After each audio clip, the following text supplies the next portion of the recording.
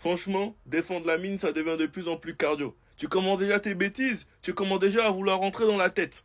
Je connais ce genre de truc, je connais le karaté. Lamine qui vient de poster cette story où il tire la langue, au cas où vous savez pas, c'était le Classico au Bernabeu quand on a mis 4-0 au Real et qu'il a marqué. C'est la séquence où il danse avec Baldé et il tire la langue là, en faisant la danse de Rudiger. Et il met ça bizarrement une semaine avant le Classico sur toutes les photos. Il met une photo où il a célébré au Bernabeu.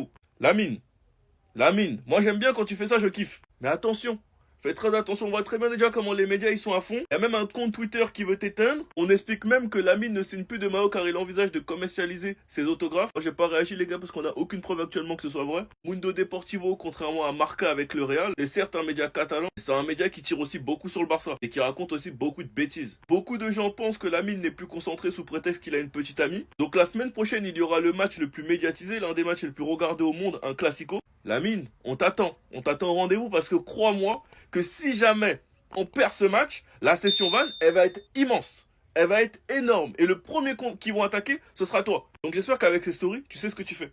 Enfin bref, affaire à suivre. Sinon vous les gars, vous en pensez quoi? Ramenez sur Snap, on s'en est.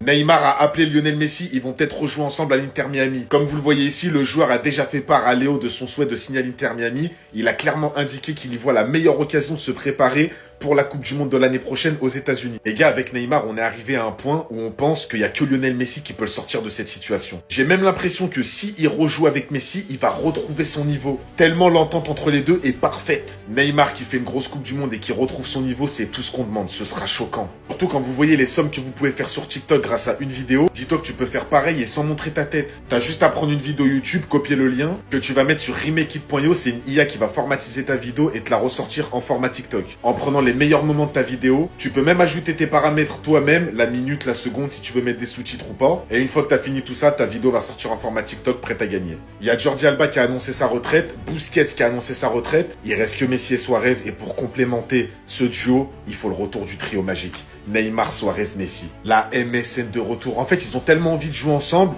ce sera obligé les gars que ça va marcher. Les trois ensemble, on les a jamais vus mal jouer, c'est impossible. Moi, je propose juste un essai. Tranquille, ça y est, je rigole. Je sais que vous êtes premier degré, tranquille, je rigole. Mais, vite fait, cogitez. Vous savez, j'apprécie le gardien. Voilà, balle au pied, c'est assez à l'aise, tout ça. Mais ce qu'on demande à un gardien, c'est d'être propre sur la ligne. C'est pour ça que Manchester City sont allés prendre Donnarumma. Après, Donnarumma, comme j'ai dit, avec le Paris Saint-Germain, il a fait énormément de boards. Et il y a énormément de réécriture d'histoire. Dans tous les cas, dans le football, on aime trop ça. On est beaucoup dans cette nostalgie.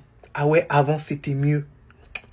Vous savez, dans ce but-là, j'ai rien compris. La balle, elle partait à 2 à l'heure. Malgré ça, il y a eu quand même but. Je me suis dit, ah, chevalier. T'as vu, je prends ta défense à chaque fois. Fais de ton mieux un tout petit peu. Rattrape-toi un tout petit peu, garçon. Sur le premier but de Strasbourg, je suis un peu perplexe. Voilà. Je me dis que là, quand même, il aurait pu faire un petit effort.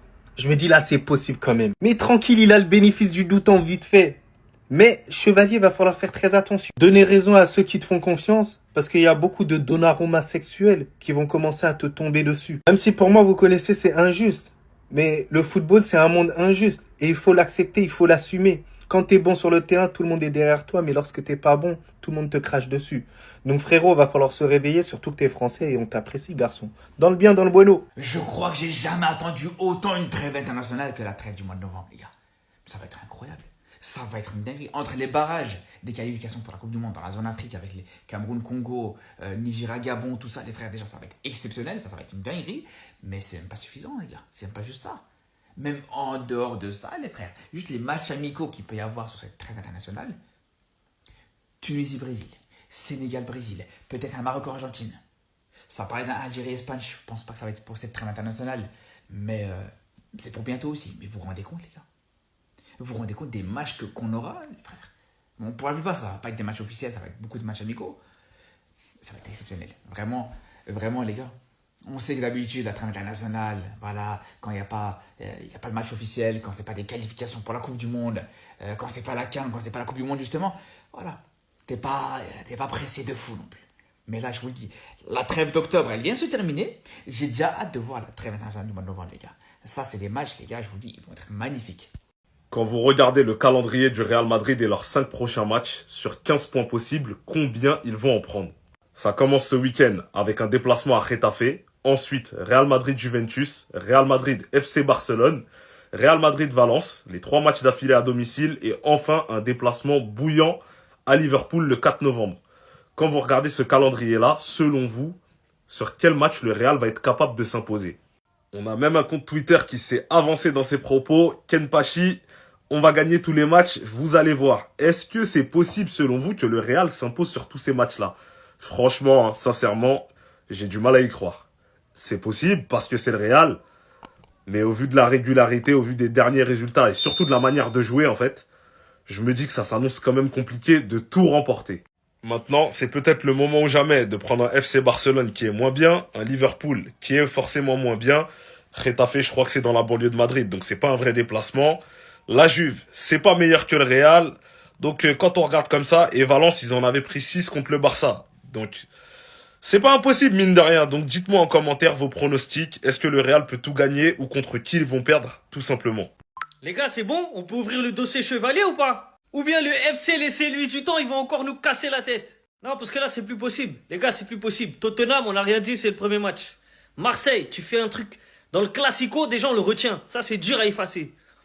Après, face à Lille, Ethan Mbappé. La balle, elle arrive tout doucement, nanana, on dit oui, mais sa vision, elle est... et là, aujourd'hui, Strasbourg. Le but qu'il encaisse contre Strasbourg, le deuxième but, je suis désolé, mais il faut en parler.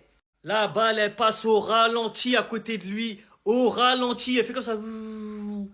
Il n'arrive pas à lever ses pieds ils sont cloués dans la pelouse, j'ai pas compris. Aucun réflexe, rien. Allez voir le but, je peux pas mettre la vidéo. Allez voir le but, vous allez voir la vitesse de la balle, comment elle passe à côté de lui. Je suis désolé, hein. On va commencer à être dur avec lui parce qu'il faut qu'il comprenne là où il a signé. On n'est plus à Lille. Et le pire, c'est que là, toutes les erreurs qu'il est en train de faire, c'est en Ligue 1. Mais imaginez en Ligue des Champions, ça va être quoi? Si on va en 8e, quart, demi, on fait comment? Donnarumma, on retient sa saison, pourquoi? Parce qu'il a fait une bête de saison en Ligue des Champions. Mais là, c'est des erreurs en Ligue 1. Est-ce que vous êtes sûr qu'il est vraiment gardien? Parce que j'avais vu un reportage, moi, il disait qu'il avait commencé le foot, il était attaquant, ça disait ça. Peut-être qu'il s'est trompé de poste. Et là, va falloir se réveiller, c'est urgent, c'est urgent. Ça commence à faire trop de points, là, c'est trop de points, là. La story de Donnarumma, dites-moi pas qu'il a pas fait exprès. See you tomorrow, citizens. On se voit demain, les citizens. Les gars, le sourire, le cœur bleu pour les supporters, il sait ce qu'il fait. Pendant ce temps-là, t'as Lucas Chevalier qui ressemble à Steve Mandanda. Les gars, qu'est-ce qu'il nous fait le petit Chevalier là? Contre Tottenham, on n'a rien dit, ça a bien fini. Contre Marseille, on était tous au Ballon d'Or. Cette sortie, on n'a rien dit.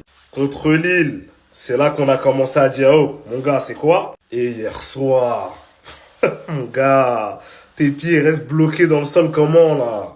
Moi les gars, j'étais pour l'arrivée de Lucas Chevalier et je regrette pas qu'on ait pris ce gardien là parce que pour moi c'est un futur grand gardien. Faut juste qu'il s'enlève de la pression sur ses épaules. Ça se voit qu'il a peur, ça se voit qu'il n'est pas rassuré. Donc pour vous, est-ce que l'habit du PSG est trop grand pour lui? Ou est-ce que tout simplement il est dans une mauvaise passe et au final ça va être un grand gardien pour le club?